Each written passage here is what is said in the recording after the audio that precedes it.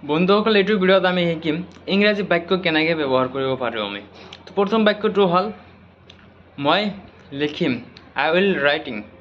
মই লিখিম মানে ভৱিষ্যতত লিখিম। এটা টেন্সটো মই বুজাই দি আছোঁ। মই লিখিম এইটো টেন্সৰ লগত জড়িত এইটো ভিডিঅ', কিন্তু টেন্সো শিকাই দিম, বেছিক টেন্সৰ এটা ধাৰণা দিম। টেন্সৰ এটা ভিডিঅ' মোৰ ইউটিউব চেনেলত আছে। আৰু টেন্সৰ বিষয়ে যদি ভালকৈ যদি আপুনি জানিব বিচাৰে বেছিকটো, তেনেহ'লে কমেণ্টছ কৰি জনাব। এইটো ভিডিঅ'ত ভোকাবুলাৰী ইউজ মানে ইংৰাজী বাক্য ইউজ কেনেকৈ কৰিব পাৰোঁ, ব্যৱহাৰ কেনেকৈ কৰিব পাৰোঁ ইংৰাজী বাক্যবিলাক, তাৰ বিষয়ে হ'ব হৈছে। সেইকাৰণে ভিডিঅ'টো স্কিপ নকৰি কিনে আৰম্ভণিৰ পৰা শেষলৈকে চাই থাকক। বহুত কিবা শিকিব পাৰিব এইটো ভিডিঅ'ৰ পৰা। আৰু চেনেলটো যদি ভিডিঅ'টো যদি ভাল লাগে, নতুন নতুন এইদৰে এনেকুৱা ইংৰাজী শিক্ষণীয় ভিডিঅ'বিলাক পাবলৈ আপোনালোকে মোৰ চেনেলটো ছাবস্ক্ৰাইব কৰিব, লাইক কমেণ্ট শ্বেয়াৰ কৰিব প্লিজ। আপোনালোকে লাইক কমেণ্ট শ্বেয়াৰ কৰিলে মোৰ ভাল লাগে আৰু বেলেগ ভিডিঅ' বনাওঁতে মই আনন্দিত হওঁ আৰু ভালদৰে ভিডিঅ' বনাব পাৰোঁ। তো মই কি ক'লোঁ, মই লিখিম, আই উইল ৰাইটিং। ৰাইট মানে লিখা। মই ভাত খাম, তেনেহ'লে কি হ'ব, আই উইল ইট ৰাইচ। তেওঁ ভাত খাব, যদি তেওঁ মানুহজন যদি অসমীয়াত মানে অলপ ডিফাৰেঞ্চ আছে, তেওঁ যদি যেনেকুৱা অসমীয়াত আমি ল'ৰা হ'লে তেওঁ ভাত খাব, বা ছোৱালী হ'লে তাক ক, ছোৱালী হ'লে তাইক ক, মানে ছোৱালীজনী, আৰু ল'ৰা হ'লে ল'ৰাজন। মানে জন আৰু জনী কিন্তু হয়, এইটো অসমীয়া ব্যাকৰণ কিন্তু এইটো এনেকুৱা আছে, বা অসমীয়া শুদ্ধ অসমীয়াত এনেকুৱা হয়। তেনেহ'লে যদি কোনোবা জন হয়, জন মানে ল'ৰা, জন হ'লে সি, জনী হ'লে সি, SHE সি। তেনেহ'লে তেওঁ ভাত খায়, ল'ৰাজনো হ'ব তেনেহ'লে তেওঁ ভাত খায়, হি ইট ৰাইচ। তেওঁ ভাত খাব, he will eating rice.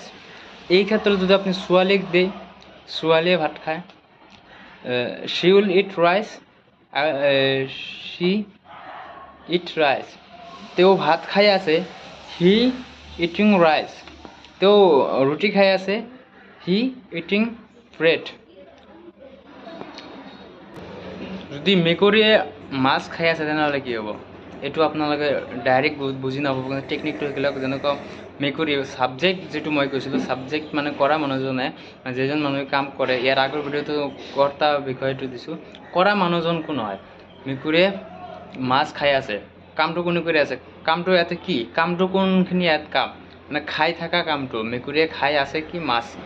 The cats eating fish, the cat eating fish. এনেদৰে আপোনালোকে যিকোনো বস্তুতে এই বাক্যবিলাক আপোনালোকে ইউজ কৰিব পাৰিব। এইবাৰ আমাৰ নেক্সট বাক্যটো হ'ল তেওঁ গাড়ী চলাই আছে। গাড়ীটো কি, তেওঁ বাইক চলাই আছে যদি কওঁ আমি, he is riding bike. Riding কিয় কৈছোঁ, ড্ৰাইভিং নহয় ইয়াতে। ৰাইডিং মানে দুই চকাৰ বাহন হ'লে, বা ঘোঁৰা যিবিলাক হয়, ঘোঁৰা, গাধা বা উট, হাতী, এইবিলাক পিঠত যিটো আমি তাৰ পিঠত চৱাৰ হওঁ, সেইবিলাক তাৰ পিঠত চৱাৰ হওঁ, কিন্তু তাৰ ভিতৰত নহয়, তাৰ ওপৰত। কিন্তু সাধাৰণতে আমি অটো, ৰিক্সা আৰু ভেন গাড়ী, কিবা কিবি বাছ গাড়ী, ট্ৰেইনত, মেজিক গাড়ী, উইঞ্জাৰ, এইবিলাকৰ ভিতৰত সোমাওঁ, এইবিলাক ছিটৰ ভিতৰত বহোঁ।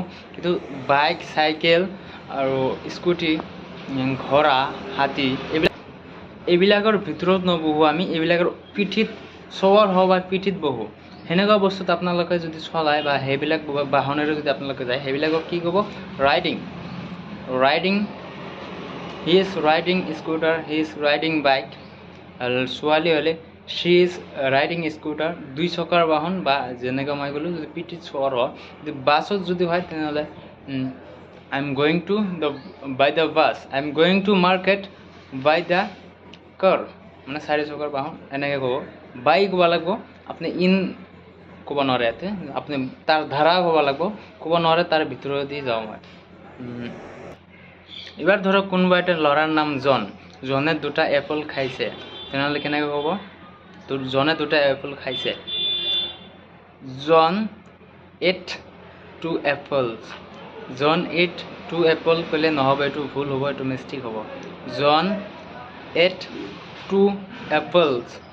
মই এপলছ কিয় কৈছোঁ, এপল কোৱা নাই, এপল মানে কিন্তু আপেল হয়, কিন্তু আপেল কোৱা নাই কিয়, আৰু ইট নহয়, কিন্তু ইয়াতে EATE হ'ব, ইয়াতে EAT নহয়, EAT মানে হ'ল ইট মানে খোৱা, মানে এট এইটো পাষ্ট ফৰ্ম মানে খাই পেলাইছে, তো ইতিমধ্যে খাইছে মানে খাই পেলাইছে। ইয়াতে কিন্তু আৰু এপলছ কিয় কৈছোঁ, এটাৰ বস্তুৰ বাহিৰে কোনোবা জাগাত এটাৰ অধিক বস্তু থাকে, যেনেকৈ এটা এই জাগাত দুটা ল'ৰা আছে, তেনেহ'লে তাতে হিয়াৰ যদি এটা কলম আছে ধৰক, হিয়াৰ হেভ অন পেন, যদি এটা দুটা পেন থাকে, হিয়াৰ হেভ টু পেনছ, মানে এটাৰ অধিক আছে, এটাৰ অধিক থাকিলে সেইটো প্লুৰাল হৈ যায়, মানে তাতে আপুনি এছ বা এছ যোগ কৰিব লাগিব, তাৰপিছত ডাইৰেক্ট ক'ব নোৱাৰে। সেইকাৰণে কিবা এটা বস্তু যদি একৰ অধিক হয় সেইটো হ'ল প্লুৰাল, যদি এটা থাকে তেনেহ'লে সেইটো হ'ব the boy eats, the John eats two apples, মানে এটাৰ বেছি খাইছে তাৰ কাৰণে এপলৰ লাষ্টত এছটো বহি গৈছে। এনেকুৱা বহুত চেণ্টেঞ্চ আছে, আপোনালোকে ইউটিউবত চাৰ্চ কৰি গ'লে এছ কোনবিলাক বাক্যৰ পিছত এছ যোগ হয়, কিয় হয়, আপোনালোকে ইউটিউবত চাৰ্চ কৰি পাব। যদি এই বিষয়ে ভিডিঅ' বিচাৰে তেনেহ'লে কমেণ্ট বক্সত কমেণ্ট কৰি জনাব মোক, মই এই বিষয়ে ভিডিঅ' দিম।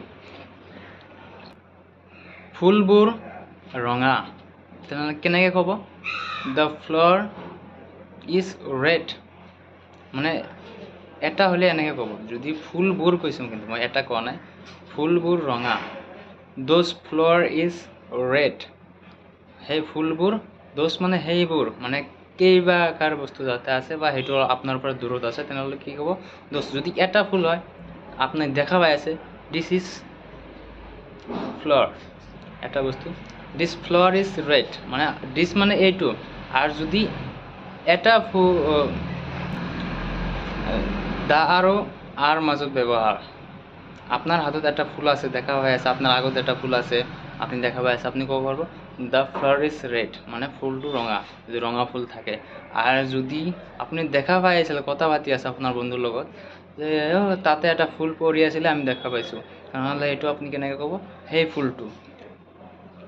বা গিভ মি, তুমি মোক এটা ফুল দিয়া, ৰঙা ফুল, give me a full red color, give me a flower red color, give me a red color flower, মানে মোক দিয়া, বস্তুটো কিন্তু নাই বা দিবা, you will give me a red color flower, মানে তুমি মোক এটা ৰঙা ফুল দিবা। এবাৰ মই ক'লোঁ মোক বহিবলৈ দিয়া, ইয়াত মোক বহিবলৈ দিয়া, কেনেকৈ ক'ব,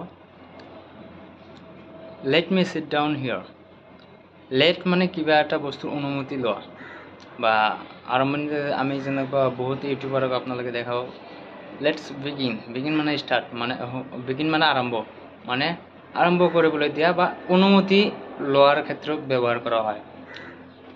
লেমি টেষ্ট, এইটো লেমি বুলি কয়, লেট মি টেষ্ট মানে টেষ্ট কৰিবলৈ দিয়া বা টেষ্ট কৰি লওঁ, মানে এই বাক্যৰ ইয়াত মানে দুটা ক্ষেত্ৰতে লেটটো ব্যৱহাৰ কৰা হয়, অনুমতি নিয়া, let me test, let me গ' ডিয়াৰ, মোক তালৈ যাব দিয়া, মানে অনুমতি লৈছে বা এইটো মানে কাৰোবাৰ পৰা পাৰ্মিশ্যন লোৱাৰ দৰে। দুটা ক্ষেত্ৰতে মোক দিয়া কিবা কৰিবলৈ পাৰ্মিশ্যন লোৱাৰ ক্ষেত্ৰত আমি লেটৰ ব্যৱহাৰ কৰোঁ। তেনেহ'লে মোক ভাত খাবলৈ দিয়া, এইটোৰ ইংৰাজী কি হ'ব, আপোনালোকে কমেণ্টছ বক্সত কমেণ্টছ কৰি জনাব। আৰু আপোনাৰ লগত যদি কাৰেক্ট এনচাৰটো দিব পাৰে, মই কমেণ্টত ৰিপ্লাই দিম, নিশ্চয় ৰিপ্লাই দিম। তো ভিডিঅ'টো চাই ভাল লাগিলে পুনৰ এবাৰ শেষ সময়ত কৈ আছোঁ আপোনালোকে, এইটো মোৰ 7 দিনা যিটো আমাৰ চিৰিজ চলি আছে অনলাইন ফ্ৰী কোৰ্চৰ 5 নম্বৰ ভিডিঅ'ছ, আৰু 2টা ভিডিঅ' আহিব, 7টা, এই কোৰ্চত 7টা ভিডিঅ' দিছোঁ দিম মই 5টা ভিডিঅ' হৈ যাব এইটো ভিডিঅ'ৰ সৈতে। তো আৰু 2টা ভিডিঅ' বহুতে ইণ্টাৰেষ্টিং হ'ব, তো আপোনালোকে চাই থাকিব। চেনেলটো ছাবস্ক্ৰাইব কৰিব, লাইক কমেণ্ট শ্বেয়াৰ কৰিবলৈ নাপাহৰিব।